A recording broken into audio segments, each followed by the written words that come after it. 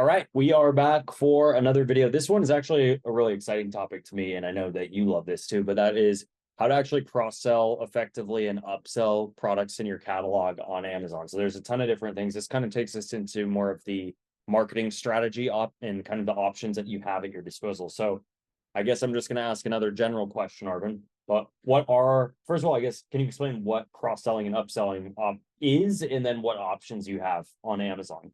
Well, I think it's more how you can actually like maybe you have your best selling product and you have just product that you just recently launched and how you're gonna cross sell or offer it to your customers right now. There's a lot of programs that Amazon is like has introduced that other sellers or many sellers actually can take advantage. Like for example, the subscribe and save, just maybe it will be a good opportunity for them to increase their sales, but it's not really a cross-selling one. But Mm. also the promotions where you can do the add boost to cart promotion. Yeah. Like a customer Can you break that down? like it's actually offering a discount to an Amazon customer, but for them to take the discount, they have to purchase two different products together. Maybe you can combine your best performing item and then the other one that you just launched, and then the customer can only take, let us say, 5% discount or even higher discount if they check that out together. Or it could be volume discounts, right? Like Yeah. buy two at least 2 units, get 5% off. Buy 3 or more units, get 7% off. Yeah. So that's all set up in the promotions portion of your Seller Central account. Mm-hmm. And then, or you can do the cross selling, right? So buy this product and this product and get 5% off or what have you. Yeah. What and beyond that, then the other one I think is so that I just wanted to touch on is because people always ask, how do I get in the related products, frequently bought together? Because that's not something that we as sellers have control over. Yeah. Talk about that because there's some cool commentary I think around that. Because I mean, to me, I see that as like algorithm based, like Right. Amazon. They based on the what are the like most frequent purchase together items. Maybe your own brand or a different brand.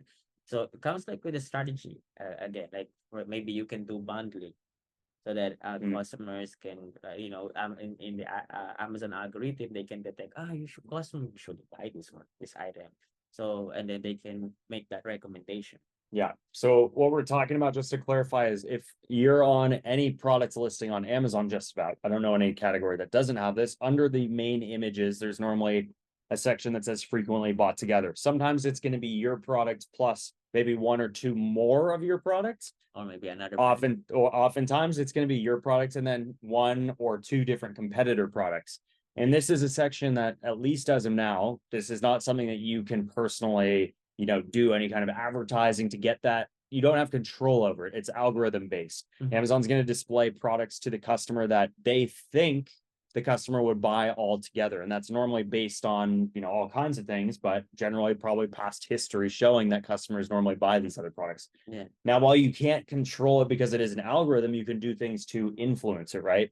And that's what Arvin was talking about, is you can do things like advertising your products on your own products detail pages so that there's a higher chance that your product is purchased at the same time as buying another one of your products, normally with a complementary product, of course. Yeah. You can also do the buy this, get this promotion. So that's going to trigger, a customer to say, hey, I'm going to buy product A and product B from the same brand, get a discount. And now the more that happens, the more Amazon sees it in their system and they're likely to maybe put your products in the frequently bought together. Is that accurate? Yeah, that's accurate. Cool. It's just one of the strategies.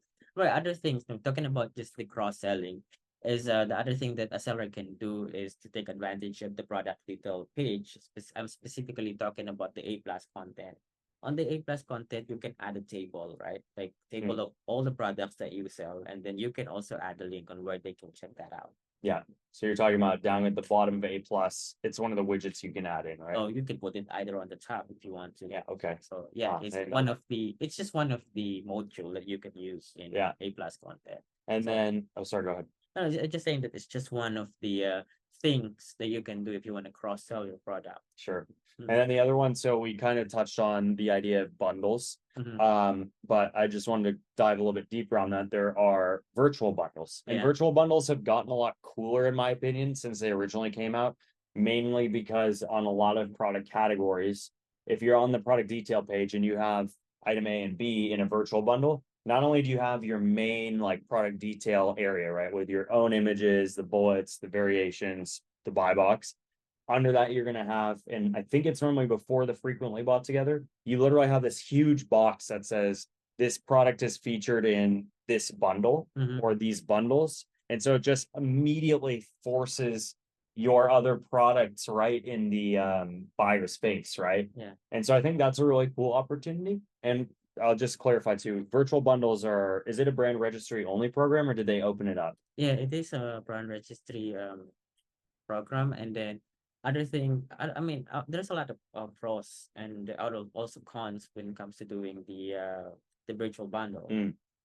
Pros, of course, you don't have to like you worry about inventory or backing them, whatsoever. But the other thing is that when you start creating a virtual bundle, then you have a new ASIN that has no reviews yet, and then also you have to make sure that since it is a virtual bundle, one of the requirement is that you have to make sure that the product that you are selling under the virtual bundle, they both have FBA inventory. If one of them like ran out of FBA inventory, then the virtual bundle offer will also Go away. disappear. Yeah. So the virtual bundle program allows you as a seller to, if you have, let's say, two products at Amazon, they're totally separate. Yeah. You can essentially go into this tab and create a virtual bundle and tell Amazon, I want to do a bundle that's product A and product B. And you can add some unique pictures, you can add, custom bullets. However, the nice thing for you as a seller, so the convenient part is you don't have to physically, let's say, I'm just going to say, put it in one bag or box and send into Amazon a bundle. Amazon is going to create the bundle for you. So if a customer buys it, Amazon will pick and pack product A and B in one box and ship it out to the customer. And I don't think it's always in one box. Sometimes they arrive separately, but to the customer, it feels like it's a bundle, or at least it's displayed as a bundle. And so it's kind of a low-hanging fruit, easy opportunity for you as a seller to take advantage of creating bundles. However, yeah, as Arvind pointed out, there certainly are cons to that as well. So anything else that you want to mention in terms of opportunities for, I guess, this whole upsell, cross-sell kind of world? I think it's that more on the cross-selling, but also, I mean, I want the sellers to also take advantage of the programs like the North America Remote Fulfillment Program so that they can sell to the Canadian customers or even the Mexican customers. And other programs, like as I mentioned, the Subscribe and Save, Small and Light, just to really, I'm not talking about more on the cross-selling, but it's more on the strategy of growing or increasing your sales. So I'd say the big one that we haven't talked about a ton, and we won't get too far into, but we mentioned it briefly, but one of the common strategies that you can implement to try to, again, influence that frequently bought together is to run ads against your own products, right? And so we're talking about like under that main product detail page area at the top, there's normally customers also shopped for, and then a list of, I think, about 25 ASINs. And they're sponsored, right? And so a common strategy is you can run ads for product B. Sorry, my hand's right in your face. Product B right onto your own product A listing. And that's one part defensive because you're making it more expensive for competitors and keeping them out. Yeah. However, it's also, going to help you get, again, the frequently bought together and a bunch of other things. So, I mean, we touched on it, but I just wanted to kind of bring it back around to that. Well, but to be honest, there's a lot of things that you can do. I mean, maybe some other sellers are doing this, but I will share with you guys. I mean, variation could also be an opportunity for you to cross sell. Maybe you have your own item and like you want to add this one as either an accessory as a variation. Then you can cross sell. Yeah. Like, so there's a lot of things that depends on the product really. Sure. So so you just really need to know your competitors and know the products that you're selling, of course. And there's a lot of strategies that you could implement for you to cross sell. Yeah, because another one is like, if you're selling a product and maybe it has a component that you have to buy like a water filter, where you have to buy you buy the base item, but then you have to buy the refill packs. Mhm. Like that might be a very easy opportunity, right? So sometimes it's really easy to kind of influence that a lot more than others. But anyway, Yeah. yeah, hopefully you guys got some value out of that. Let us know if you have specific questions or anything down below in the comments. We'll try to make a follow-up video if necessary. But I think that's pretty much it for this one. Yeah, yeah. I think that's it. All right. All right. Chat soon.